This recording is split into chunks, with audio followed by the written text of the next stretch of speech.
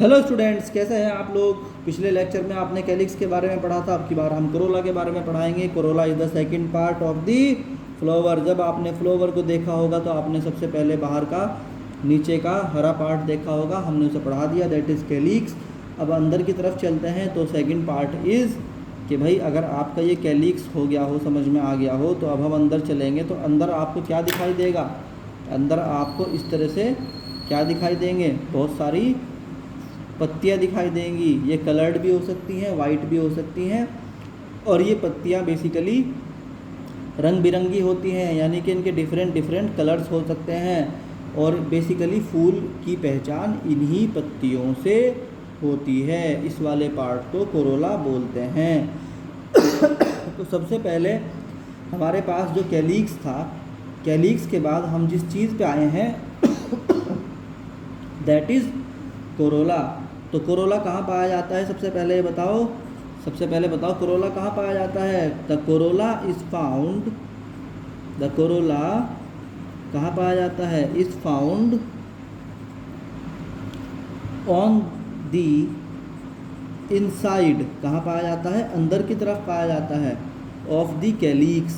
एकदम कैलिक्स के अंदर क्या होगा, सबसे अंदर एकदम सेकंड पार्ट में क्या होगा, वो क्या होगा, कैलिक्स के अंदर एकदम कोरोला होगा। एंड और होता क्या है, मोस्ट कॉन्स्पिशियस, मोस्ट कॉन्स्पिशियस क्या होता है, पार्ट किसका, ऑफ दी फ्लावर, यानी फ्लावर का सबसे कॉन्स्पिशियस पार्ट होता है। तो यहीं से आपके लिए क्वेश्चन डिज़ाइन हो गया है कि अगर आपसे पूछे what is the most conspicuous part of the flower, you say that it is Corolla. बात समझ में आई कि नहीं आई बच्चों, बताओ भाई। दूसरा पॉइंट इसका, सेकंड पॉइंट क्या है कि ये यूजुअली या तो वाइट कलर होगा या ब्राइटली कलर्ड होगा, यानी कि इट इज़ यूजुअली, या तो ये क्या होगा, वाइट कलर का होगा, वाइट कलर्ड होता है, या फिर ये क्या होगा, और ब्राइटली कलर्ड यानी कि चमकता हुआ होता है, ब्राइटली कलर्ड होता है, यानी कि इसका कलर जो है वो क्या होगा, डार्क नहीं होगा। यानी ये जो होता है यूजुअली क्या होता है, आपको मिलता है तो आपको देखने में अच्छा लगता है क्योंकि ये ब्राइट कलर होता है, अच्छा चमकदार होता है, खूबसूरत होता है। ठीक है।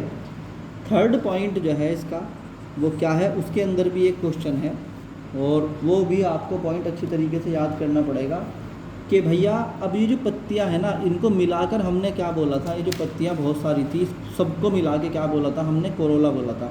अब ये पत्तियां जब फ्लावर खुल जाता है तो ये पत्तियां अलग अलग हो जाती हैं, तो इसकी एक यूनिट एक पत्ती कहलाती है और एक यूनिट को एक पीटल बोलते हैं। तो जैसे मैंने यहाँ बनाए हुए हैं, एक पीटल तो ये वाला हो गया, एक पीटल ये वाला हो गया, एक पीटल ये वाला हो गया। तो हमारे पास यहाँ कितने पीटल दिखाए हैं, हमने 3 दिखाए हैं। ये 3 भी हो सकते हैं, 4 भी हो सकते हैं, 5 भी हो सकते हैं। तो ये बेसिकली क्या कहलाते हैं, ये कहलाते हैं यूनिट्स ऑफ कोरोला, यानी जितनी पत्तियां हैं सबको मिला के हमने कोरोला कहा, और उसकी एक कोरोला की एक यूनिट को हमने, यानी एक पत्ती को क्या कहा, पीटल कहा। क्या बोला, पेटल्स या पीटल बोला। तो हम बोलते हैं कि ये होते क्या हैं, इसके बारे में समझ लो नोट्स, क्योंकि हम हैंड टू हैंड क्या कर रहे हैं, प्रिपेयर कर रहे हैं, तो आपको और ज़्यादा मज़ा आ रहा होगा। तो हम बोलते हैं its unit is, its unit जो होती है आर कॉल्ड, क्या कहलाते हैं, बोलो जल्दी से, क्या कहलाते हैं, called, its units are called, its units are called क्या कहलाती हैं, पेटल्स। क्या कहलाती हैं, पेटल्स कहलाती हैं। विच आर, जो कि होती हैं, which are much larger then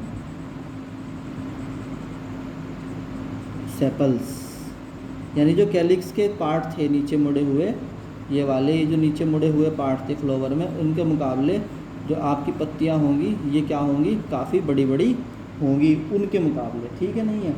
तो हम बोल सकते हैं the petals, the petals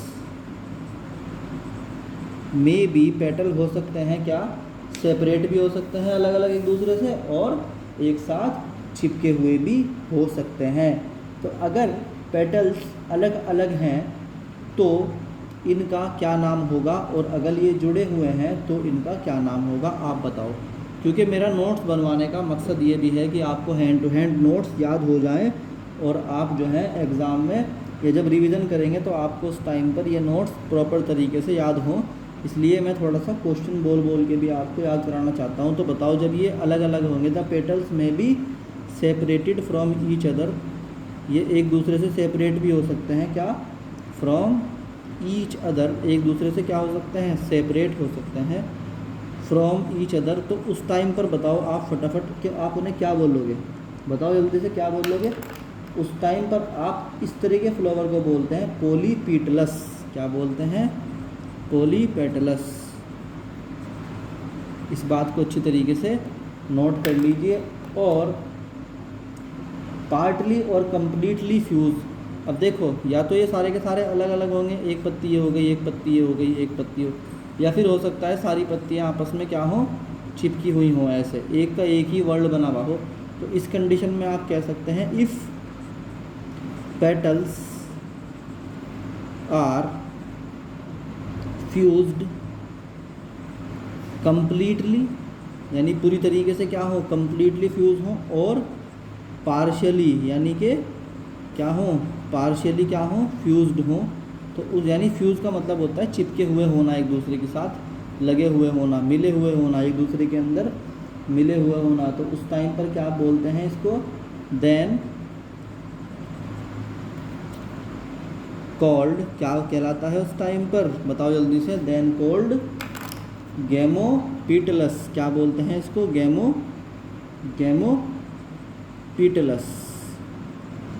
hope आपको ये नोट्स अच्छी तरीके से याद हो रहे होंगे हैंड टू हैंड। देखो इससे बेहतर तरीका और क्या हो सकता है कि आपको एक एक चीज़ सामने लिखी हुई दिखाई दे रही हो, आपको याद हो रहा हो, और उसके बाद आप जो है फिर इन नोट्स को जब उतारेंगे तो कितना मज़ा आएगा आपको। अब देखो, if the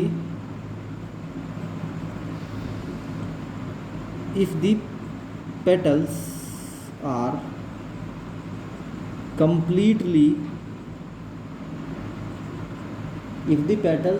completely fused, they form a corolla tube, यानी ये कौन शेप्ड स्ट्रक्चर बनाते हैं ये। देखो अगर ये कंप्लीट, इस तरह के फूल भी होते हैं जिनके अंदर क्या होता है, इस तरह के फूल होते हैं जिनके अंदर ये कम्प्लीटली क्या होता है, कॉनिकल शेप डेवलप कर लेता है, यानी इनके अंदर ये बिल्कुल ही फ्यूज़ होता है एक दूसरे के अंदर सारी की सारी पत्तियाँ, और ये एक कप शेप बनाती है, यानी ट्यूब शेप बनाती हैं। तो उस टाइम पर हम क्या कहते हैं, if the petals are completely fused, अगर ये पूरी तरह फ्यूज्ड हैं, दे फॉर्म क्या बनाते हैं, दे फॉर्म कोरोला ट्यूब, उस टाइम पर ये कोरोला की ट्यूब्स बनाते हैं। बात समझ में आई कि नहीं आई, they form the corolla tubes, ठीक है। अच्छा, नेक्स्ट पॉइंट इज़, जो कि बहुत इंपॉर्टेंट पॉइंट है, एक एक पॉइंट आप इनको नोट करते जाइए, याद करते जाइए, क्योंकि ये आपके बोर्ड के एग्ज़ाम में नहीं, सिर्फ नीट के एग्ज़ाम में भी बहुत काम आने वाला है। बात समझ में आई कि नहीं आई।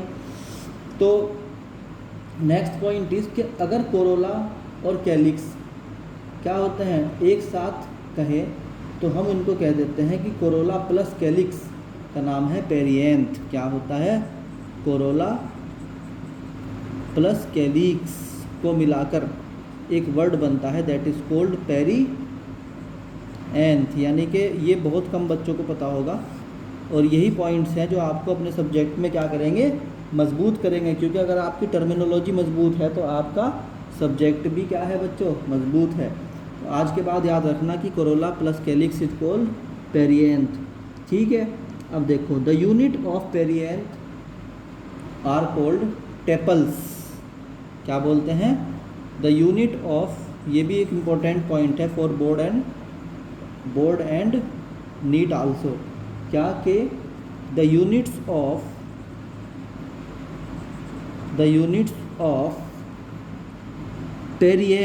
पेरिएंथ समझ में आ गया कि नहीं आया। मुझे पता है कि 90% बच्चे ने जिन्होंने ये चैप्टर पढ़ लिया है उनको अभी तक मालूम नहीं था मेरे बताने से पहले कि पेरिएंथ होता क्या है। उन्होंने ये वर्ड पढ़ा तो था मगर उनको मालूम नहीं था, अब उनको याद हो गया होगा। तो कोरोला और कैलिक्स की जिस तरह अपनी अपनी यूनिट्स होती हैं, इस तरह पेरिएंथ की भी अपनी क्या होती हैं, यूनिट्स होती हैं। तो पेरिएंथ की यूनिट को क्या बोलते हैं, the unit of perianth are called क्या कहलाता है भाई, नाम याद रख लेना, टेपल्स। ये बहुत इंपॉर्टेंट वर्ड है, ठीक है। ये वर्ड्स आपको जनरली नोट्स के अंदर नहीं मिलते हैं, ये बहुत ही क्या है, इंपॉर्टेंट पॉइंट्स थे। तो आज अब कोरोला एक बारी में पूरा का पूरा देख लेते हैं। What is Corolla. कोरोला क्या होता है, बेसिकली जो रंगीन यानी कलर्ड पार्ट होता है आपके फूल का, जिसे बोलते हैं पत्तियाँ, उसे कोरोला बोलते हैं। कंप्लीटली को बोलते हैं, पूरे के पूरे को कोरोला बोलते हैं। Corolla is found inside of the calyx, ये कैलिक्स के एकदम अंदर की तरफ होता है, और most conspicuous part of the flower होता है। दूसरी बात, it is usually white colour का होता है या ब्राइटली कलर होता है। तीसरी बात, its units are called petals which are much larger than sepals, ये सेपल्स के मुकाबले काफ़ी बड़े होते हैं। The petals may be separated, अगर ये अलग अलग हैं तो इन्हें बोलते हैं polypetalous. If the petals are fused, अगर ये पूरी तरह से फ्यूज्ड हैं या partially fused, they are called gamopetalous. और if the petals are completely fused they form corolla tube, अगर ये पूरी तरीके से चिपक जाएं एक दूसरे के साथ और ये ट्यूब शेप बना लें या कॉन शेप बना लें, this is called Corolla tubes. अब कोरोला और कैलिक्स का क्या नाम है, मैंने बताया था कॉम्पिटिटिव और वैसे भी जनरल नॉलेज के हिसाब से पता होना चाहिए कि corolla plus calyx is called perianth and the unit of perianth is called tepals, ठीक है नहीं है। अब एक बारी में मैं आपको याद करा देता हूँ कि भाई जो आपका सबसे पहला पॉइंट था दैट वाज कैलिक्स, क्या नाम था उसका, कैलिक्स। कैलिक्स की यूनिट क्या कहलाती है, unit of calyx is called, बताओ जल्दी से क्या कहलाती है, सेपल्स। और यूनिट ऑफ कोरोला क्या कहलाती है, यूनिट कोरोला की यूनिट क्या कहलाती है, जल्दी से बताओ, पेटल्स। क्या कहलाती है, पेटल्स। और अगर कोरोला और कैलिक्स दोनों मिल जाएं तो उसे क्या कहते हैं, पेरिएंथ बोलते हैं। और पेरिएंथ की जो यूनिट होती है दैट इज़ कॉल्ड टेपल्स। बताओ समझ में आया कि नहीं आया भाई, बताओ। ये बहुत इंपॉर्टेंट नोट्स हैं, बेहतरीन नोट्स, इनको उतार लीजिएगा। अगर आपको इनकी फ़ोटो यानी PDF फाइल चाहिए तो मुझे अलग से बोल देना, मैं पूरी PDF फाइल आपके पास भेज दूँगा। तो चलते हैं नेक्स्ट टॉपिक पे, दैट इज़ एंड्रोशियम, ठीक है। अभी यहाँ तक के नोट्स अच्छी तरीके से याद कर लीजिए।